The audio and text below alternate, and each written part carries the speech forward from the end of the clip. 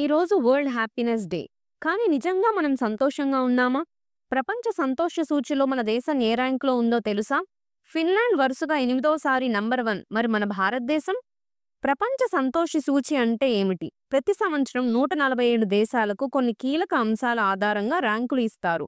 వీటిలో GDP per capita, స్వేచ్ఛ and వ్యక్తిగత హక్కులు, సామాజిక మద్దతు, ఆరోగ్యకరమైన జీవితకాలం, అవినీతి రహిత సమాజం, దాతృత్వం అండ్ సహాయ చర్యలు. ఈసారి భారత్ 118వ స్థానంలో నిలిచింది. గత సంవత్సరం 126వ ర్యాంకులో ఉండగా ఇప్పుడు కొంత మెరుగయ్యాం. కానీ ప్రపంచంలో ఉన్న టాప్ 100లోకి మనం ఎప్పుడు వస్తాము? ఫిన్లాండ్ ఎందుకు వరుసగా 8వ సారి నంబర్ 1గా నిలుస్తుంది?